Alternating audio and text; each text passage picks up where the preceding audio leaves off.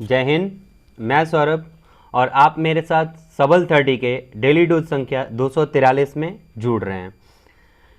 इसके तहत हम लोग प्रत्येक दिन करंट अफेयर्स के कुछ क्वेश्चन डिस्कस करेंगे जिसका पूर्ण विश्लेषण किया जाएगा। साथ ही साथ हम एक प्रश्न आपसे इसमें पूछेंगे, वो आप हमें कमेंट में जवाब देंगे, जिससे हमें पता चलेगा कि आप वीडियोस को कितना सीरियसली देख रहे हैं और कितना सीख रहे हैं। हमारा उद्देश्य भी होगा कि हम वैसे प्रश्न आपसे पूछें जो आपके एग्जाम में डायरेक्ट हिट करने की संभावना बने। आइए अपने पहले प्रश्न की तरफ बढ़ते हैं। कोबास COBAS 6800 क्या है? तो कोबास के बारे में थोड़ी सी जानकारी ले लेते हैं कि कोबास 6800 फिलहाल में कोरोना जांच की जल्द रिपोर्ट देने वाली, अर्थात 24 घंटे के भीतर रिपोर्ट देने वाली रोबोटिक मशीन है। साथ ही साथ कोबास 6800 का एक फायदा और है कि यह हेपेटाइटिस B और C के साथ साथ HIV जांच के लिए भी उपयोगी है, तथा जब यह रोबोटिक मशीन है तो इससे संक्रमण की समस्या एकदम से कम हो जाती है। अगले प्रश्न की तरफ बढ़ते हैं। कोरोना के बीच मनरेगा का बजट कितना बढ़ाया गया? उत्तर है 40,000 करोड़। ध्यान देंगे, मनरेगा जो ये लिखा हुआ है वो वास्तव में मगनरेगा होता है, MGNEREGA, ठीक है। इससे पहले भी ये नरेगा था, NREGA। तो इसके बारे में थोड़ी सी जानकारी हम रख लेते हैं कि नरेगा जब था तो उसका फुल फॉर्म क्या हुआ करता था? नेशनल रूरल गारंटी एक्ट, ठीक है। ये 2005 में बना, और बना किसके तहत? तो मिनिस्ट्री ऑफ रूरल डेवलपमेंट के तहत। उस समय हमारे वर्तमान प्रधानमंत्री थे डॉक्टर मनमोहन सिंह, और ये इनैक्ट हुआ यानी कार्य में आया कब से? तो ये 2006 से नियमित रूप से लागू हो गया। आगे बढ़ने के साथ साथ 2 अक्टूबर को गांधी जी की जयंती दिवस पे, ठीक, 2 अक्टूबर 2009 को इसका नाम बदल करके और क्या कर दिया गया? मगनरेगा कर दिया गया। उसमें नरेगा में MG जोड़कर महात्मा गांधी जोड़ दिया गया, ठीक है। और इसका मुख्य उद्देश्य क्या रहा कि इसके तहत ग्राम पंचायत के जो मजदूर हैं उनको साल में कम से कम 100 दिन का रोजगार देना होता था, और वो रोजगार उनके प्रतिदिन 220 रुपये की मजदूरी के साथ देना तय किया गया। आगे बढ़ते हैं हम लोग अपने तीसरे प्रश्न की तरफ। मातृ स्मृति योजना किस राज्य सरकार द्वारा शुरू की गई है? उत्तर है पश्चिम बंगाल। तो पश्चिम बंगाल की वर्तमान में मुख्यमंत्री कौन है? ममता बनर्जी, और वहाँ की राजधानी सबको पता है, कोलकाता है, ठीक। साथ ही साथ वहाँ के राज्यपाल जगदीप धनखड़ हैं, और हाल ही में विधानसभा चुनाव वहाँ होना है। तो एक प्रश्न बन सकता है कि पश्चिम बंगाल में विधानसभा सीटों की संख्या कितनी है? तो ध्यान देंगे, कुल विधानसभा सीटों की संख्या वर्तमान में 295 है, लेकिन चुनाव 294 सीटों पर ही कराए गए थे, एक मनोनीत किए गए थे, ठीक है। आगे बढ़ते हम लोग और देखते हैं अगला प्रश्न। संघाई कोऑपरेशन ऑर्गेनाइजेशन यानी SCO की स्थापना कब की गई? उत्तर है 15 जून 2001। अब SCO के बारे में थोड़ी सी बात जान लेते हैं हम कि बना क्यों था, ठीक। तो ये mutual security popular economic organisation के तौर पे बनाया गया था, जिसमें वर्तमान में सिर्फ और सिर्फ 5 देश शामिल थे, जिनके नाम हैं चाइना, कजाकिस्तान, किर्गिस्तान, रूस और तजाकिस्तान।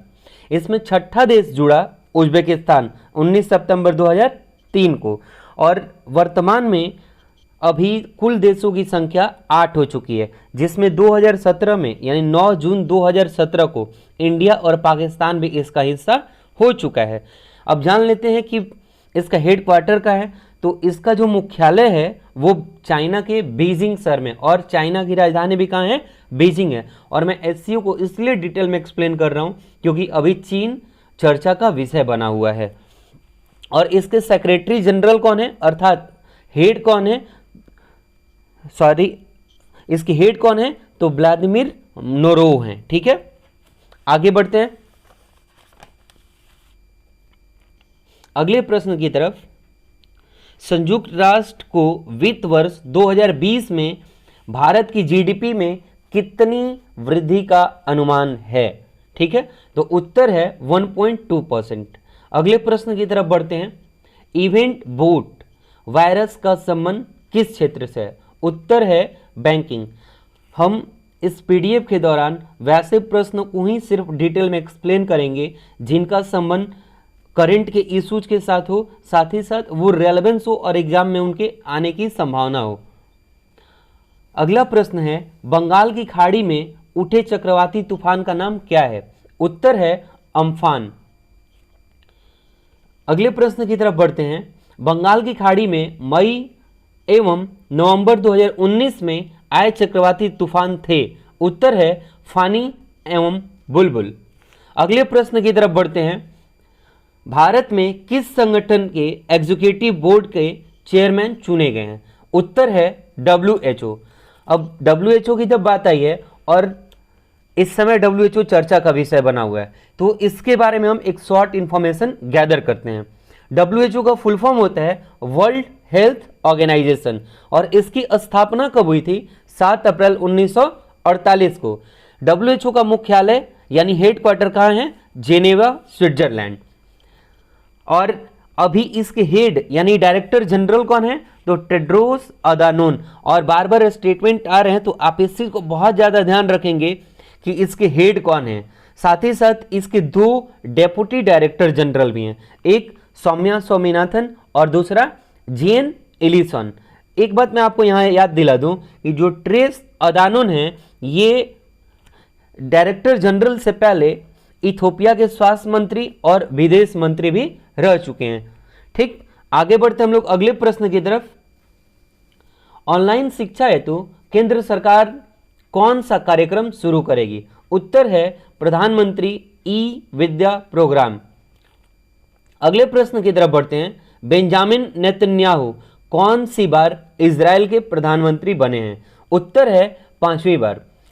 और बेंजामिन नेतन्याहू जो हैं वो भारत आ भी चुके हैं, तो ये प्रश्न हमारे लिए बन सकते हैं। ध्यान देंगे कि बेंजामिन नेतन्याहू लगातार 5वीं बार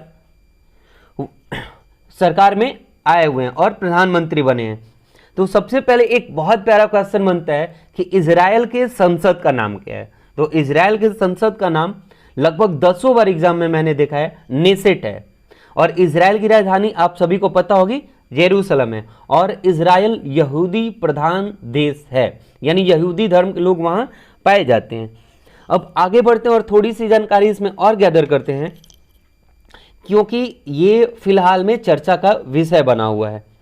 इजराइल के जो बेंजामिन नेतन्याहू हैं वो लगातार 5वीं बार पीएम पद की शपथ ले रहे हैं, लेकिन इससे पहले वो अपने बहुमत के आधार पर जीतते आ रहे थे। लेकिन इस बार उनकी पार्टी जो है लिकुड पार्टी, ठीक, कभी कभी प्रश्न आ जाता है कि बेंजामिन नेतन्याहू का संबंध किस पार्टी से है, ठीक, तो क्या होगा आंसर? Likud party. तो लिकुड पार्टी को वहां की जनता ने स्पष्ट बहुमत नहीं दिया। यही वजह था कि वहां की जो अपोजिशन की पार्टी थी, ब्लू एंड व्हाइट पार्टी, उससे इन्होंने साझा किया, उसके साथ कोलैबोरेट किया और उसके जो प्रमुख हैं बेनी गाजट, कौन है? बेनी गाजट, उन्होंने उनके साथ मिल करके और इन्होंने सरकार बनाया। साथ ही साथ एक बात पे और समझौता हुई है कि 18 महीनों के बाद बेनी गाजट इजराइल के अगले प्रधानमंत्री हो सकते हैं। एक और अच्छा प्रश्न यहां से बन सकता है, क्योंकि लिकुड पार्टी जो है वो चर्चा का विषय है, तो लिकुड पार्टी के अध्यक्ष वर्तमान में कौन है? उत्तर है यारिव लेविन। क्या होगा? Yariv Levin. अगले प्रश्न की तरफ बढ़ते हैं।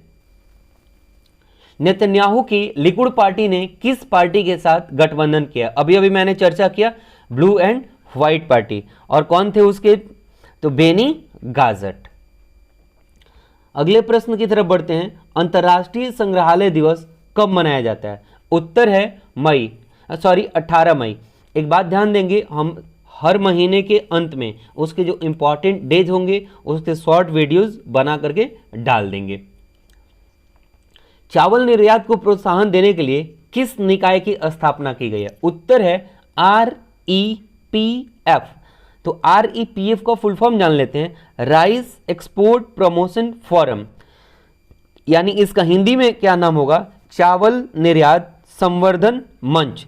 और इसकी स्थापना अभी 3 से 4 दिन पहले किसने की है? गवर्नमेंट ऑफ इंडिया ने। और इसमें उद्देश्य क्या है कि चावल के एक्सपोर्ट को बढ़ावा दिया जाएगा। अगले प्रश्न की तरफ बढ़ते हैं। राज्य लोक सेवा आयोग के सदस्यों की नियुक्ति कौन करता है? उत्तर है राज्यपाल।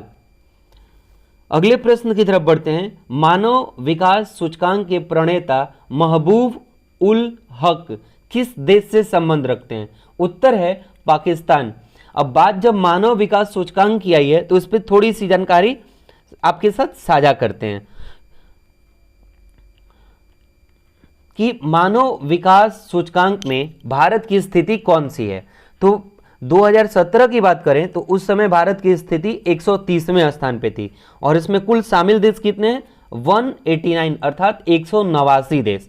लेकिन 2018 में भारत की स्थिति थोड़ी सी बेहतर हुई और एक स्थान का उछाल आया और 2018 में भारत का स्थान कौन सा रहा? 129वां रहा। अब बात जब आई है महबूब उल हक की तो इनके बारे में भी थोड़ा सा जान लेते हैं। तो मानव विकास सूचकांक की अवधारणा सर्वप्रथम महबूब उल हक के द्वारा ही दिया गया था। कब दिया था उन्होंने? तो ये सूचकांक उन्होंने वर्ष 1990 में जारी किया था। मैं आपसे एक बार फिर से वही बात रिपीट करता हूं कि हम उस क्वेश्चन को ज़्यादा फोकस करेंगे जो एग्जाम से रिलेटेड होगा, अदरवाइज कुछ क्वेश्चन आपको डायरेक्ट याद करने ही होंगे।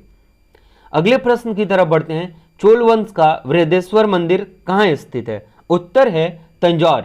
अगले प्रश्न की तरफ बढ़ते हैं। लोना किस खेल की शब्दावली है? उत्तर है कबड्डी। और हम हर रोज आपसे एक प्रश्न पूछा करेंगे जिसका जवाब आप हमें दिया करेंगे और हमारा प्रयास होगा कि वह प्रश्न आपके पढ़े हुए पीडीएफ से ही हो ताकि हमें पता चले कि आप पीडीएफ के क्वेश्चंस को भी कितना सीरियसली ले रहे हैं।